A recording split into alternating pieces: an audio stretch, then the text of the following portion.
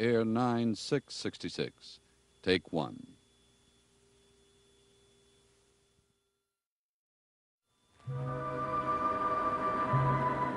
My name is Victoria Winters. I originally came to Collinwood hoping to solve the mystery of my past. But the mystery of the present has overshadowed that for the moment. Hi. Come on in. Don't you believe in locking the door? Sometimes I forget. If I were in here alone, I'd lock it and put a chain on it and shove the dresser up against it, and I'd still be shaking. I thought ghosts could come through anything. You can laugh all you want to. You haven't lived in this house as long as I have. I know. You know, it's funny. So much has happened here. It's very hard for me to realize I've only been here a short while. Has it always been like this? No. It was always strange, the way my mother never goes anywhere. And sometimes you'll see people drive by and stop and stare at the haunted house, hoping to get a look at the witch and the witch's daughter.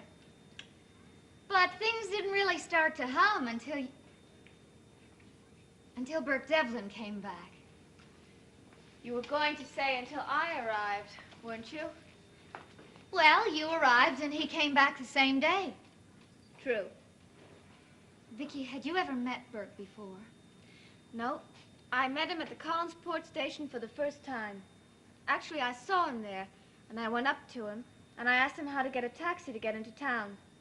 And he told me I should get back on the train and go home. I'll bet you wish you had. Nope. No matter what happens, I'm staying here until I find out what I came for. How can you stand it? Vicky, you can leave any time you want to. I can't. And no matter what my mother says, or Matthew, or Uncle Roger, no matter what anybody else says, what we saw out there tonight was the body of a dead man.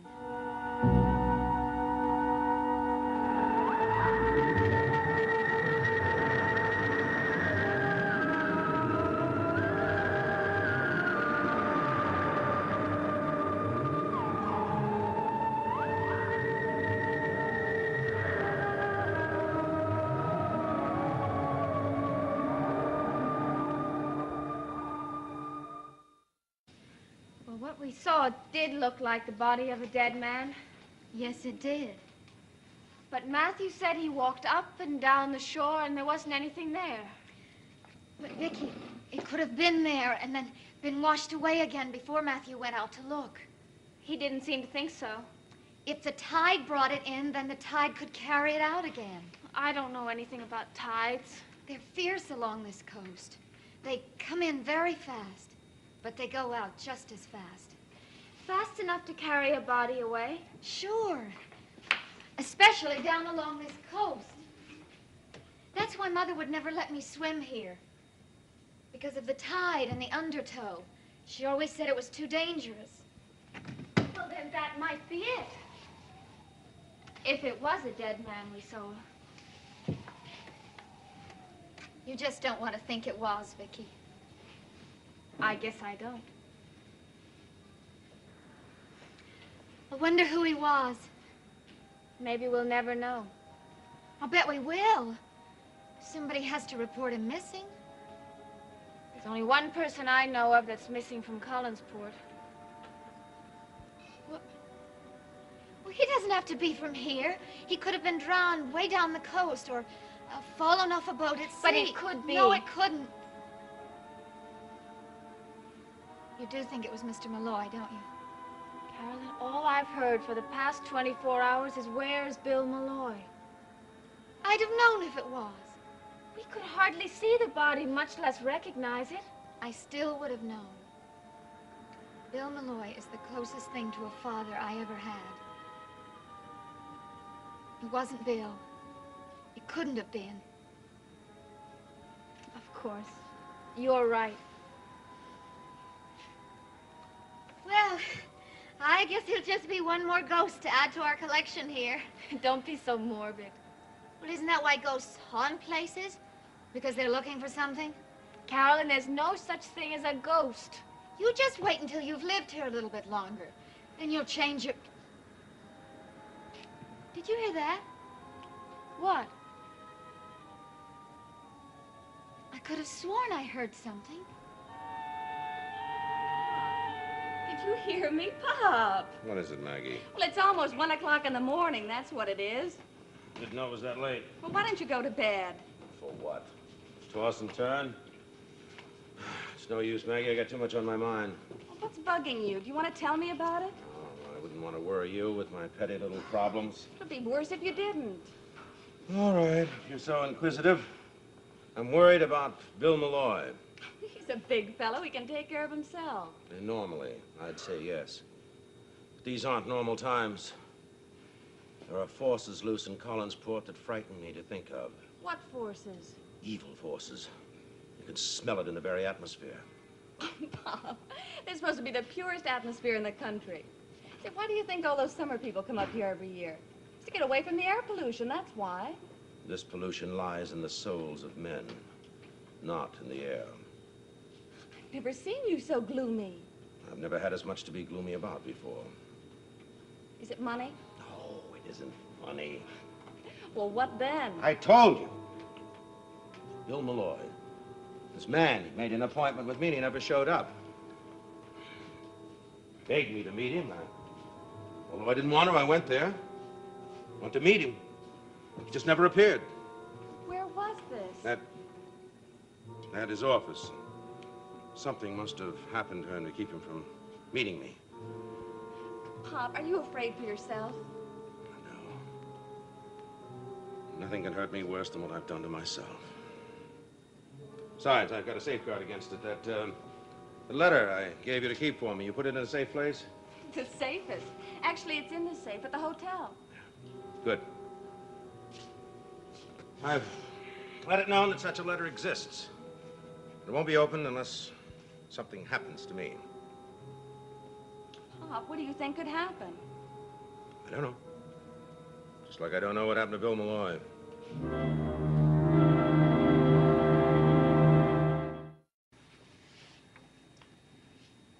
I heard it again. Oh, it must have been one of the shutters. The wind's come up.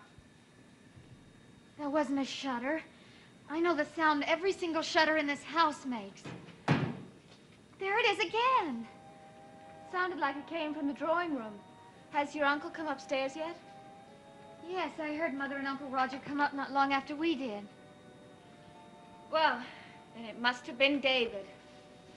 Where are you going? Don't unlock the door. I'm going to catch a live little ghost.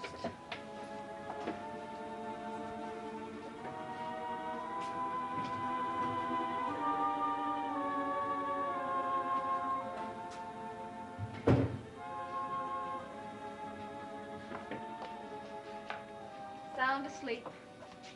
Poor David, he gets blamed for everything that happens in this house. That's usually right. It usually is David who's to blame.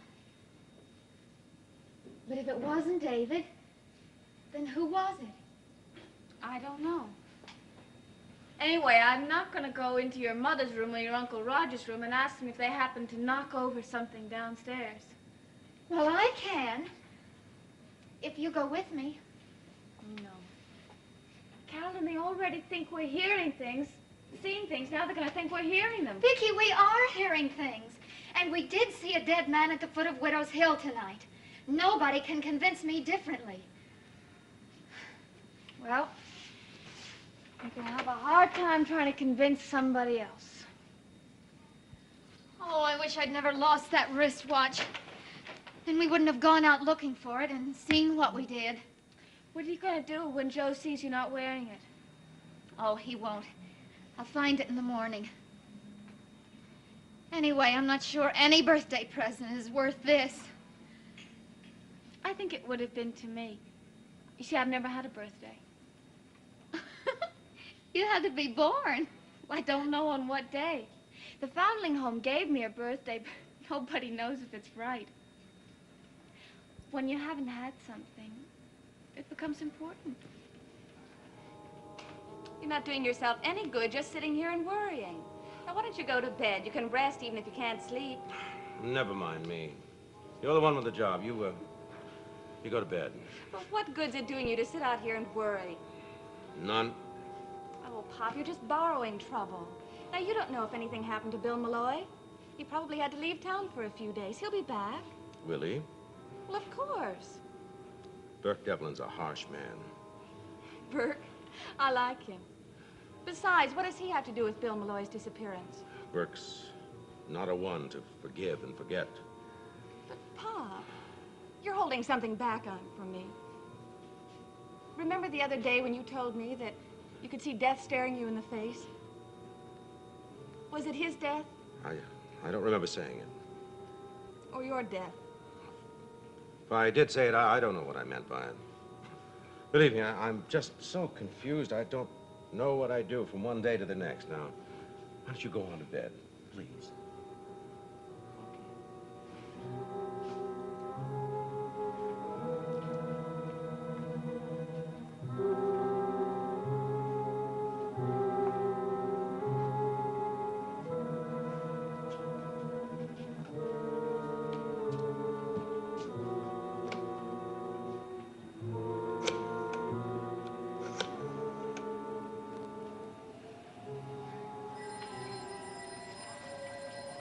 Telephone.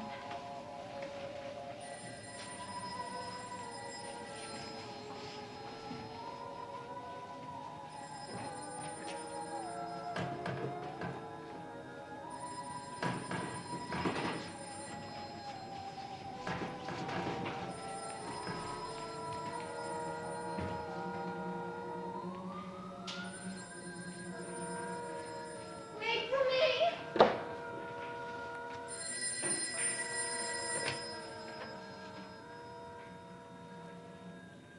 Collins? Who is it?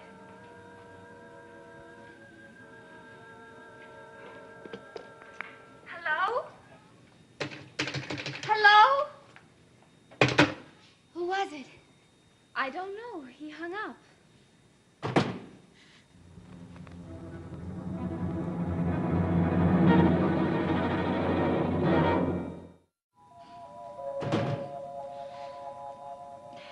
This is silly. I'm going in there to find out just what it is.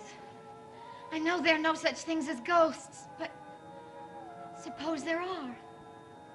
Well, then I'll see something I've never seen before.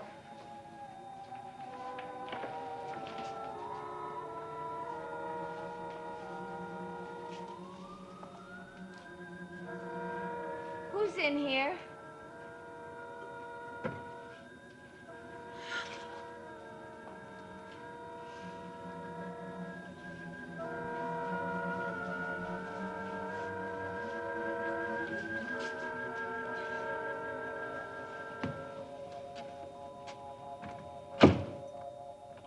Must have been the wind.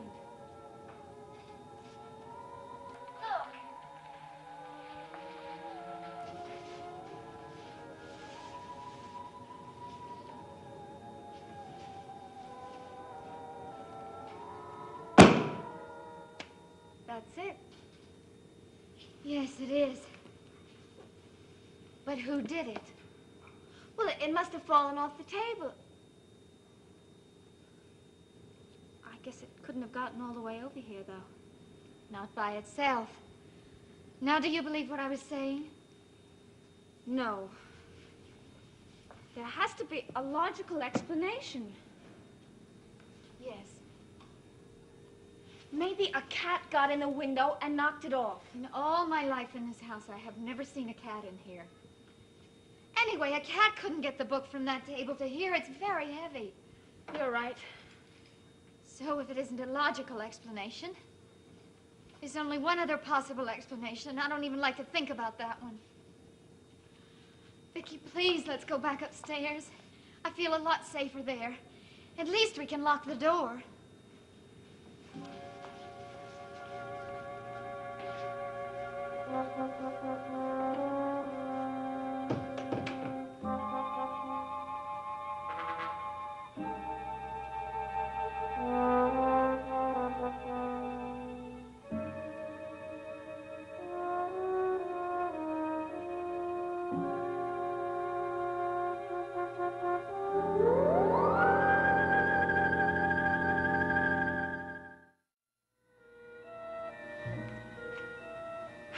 Okay, Pop, let's stop kidding around. Now, what is it? I thought I told you to go back to bed. Well, you did, but I'm not a child, so stop treating me like one. Now, I heard you on the telephone. You asked for somebody named Collins. Well, the only Collins I know is Roger Collins. Now, why did you call him? It wasn't anything important. Well, he's been after me. He wants me to try to change my mind about doing the commission of Burke's portrait. What does Roger Collins have to do with Burke's portrait? He just doesn't want me to do it, that's all. But why? Does he want to hire you on an exclusive basis for the Collins family? No. No, he's only anxious that nothing keep Burke Devlin in Collinford. Doesn't want anything to keep him here. Well, you know how long it takes to do a portrait. I haven't, you know, the sittings and all, I haven't done one in years, and, well, maybe he's just worried about that, that's all. See? You're not a very good liar. No, not. Pop, we used to trust each other and confide. Yeah, that was before. Before what? Long time ago. Things were different then. What changed them? Yesterday, Burke said that he wasn't going to pose, yet he was here. He was here to ask questions. Did he get all his answers? Pop, you've got to tell me. If only that telephone hadn't rung, then we wouldn't have had to go down there. What about the sound you heard? I'd have been very happy to go on pretending it was a shutter banging somewhere. Say, you know, you never did tell me who it was that called. I did tell you, I don't know. Well, did you recognize the voice? No, it was kind of muffled, like a whisper. It just said Collins. Uncle Roger. I guess so. That's all he said, and then the phone went dead. Do you think, could it possibly have been Bill Malloy? That's what I've been trying to think, because I want it to be. But I think I would have known his voice. If it had been Bill Malloy, he would have asked for Mother, and he wouldn't have hung up. Hey, you know, this sounds like the kind of thing that a drunk would do. Calling up from some bar and then forgetting why he was calling. Did you hear music in the background? No, dead silence. You know, that's the second time you've used that word. I wish you wouldn't. All right, complete silence. It couldn't have been Bill Malloy. He usually shouts a lot. I know. He shouts at Uncle Roger a lot. He certainly was doing that last night. Oh, don't let that scare you. He's a softy under those whiskers. He's really soft as far as Mother's concerned. You know, I think he's always had a crush on her. Why shouldn't he? What I mean is, that's why it's so strange he hasn't called. It's not like him to do anything to hurt her or even to make her worry. He's really a very nice man. You're not the only one that thinks that. Burke Devlin was here earlier today asking about him. Why didn't you tell me Burke was here? Because he came to see your uncle. Well, as long as he didn't come just to see you. No, he had a lot of other things on his mind. You know, I think he's very anxious about Mr. Malloy. Old chin whiskers. I wonder where he is right now. Then where is Bill Malloy? I wish I knew, Maggie. I wish he were right in this room. There's so many things I want to ask him. Not nearly so many things as he wants to ask you. What do you mean by that? Well, he practically put me through the 3rd degree yesterday. What did he say? Well, he seemed to think that you had some important information. Well, did he say what kind of information? No, that's what I've been waiting for you to tell me. Well, Maggie, I tried. Believe me, I tried. I wanted to tell it 1,000 times, but I can't. I just can't. You can't say it. But you did write it down, didn't you? Yes, I did. You wrote it in that letter that you gave me. Well, then I'm going to read that letter. No. No, you'll not do it. I forbid it. Well, it's addressed to me, isn't it? That doesn't matter. It's my personal property, and you've no right to go prying into it. If it'll get you out of the trouble that you're in, then I have every right in the world. I want that letter. Where is it? You give it back to me so I can destroy it. I told you it was in the safe at the hotel. Then you get it tomorrow morning. An empty envelope is just as good as a letter. It'll do the same thing. Nobody will know that there's a letter in there that I've destroyed. Isn't why you wrote it. No. No, I wrote it so that if anything happened to me, it would at least be told. What would? So help me, Pop. I'm just going to read it myself. Maggie, swear to me you won't do that. Pop, you're hurting me. Swear to me on your mother's name. I won't read it. Swear. I don't have to. I've never lied to you in my life, Pop. I've never broken a promise to you either.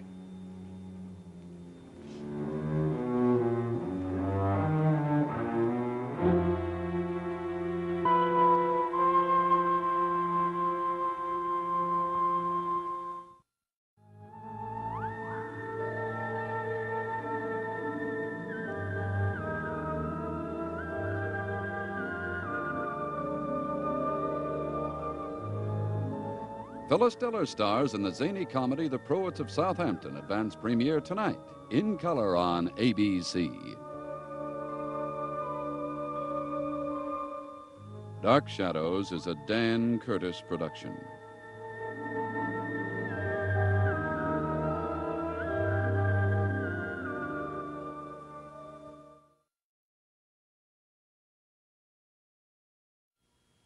Dark Shadows, number 53, VTR 82466, air 9/7.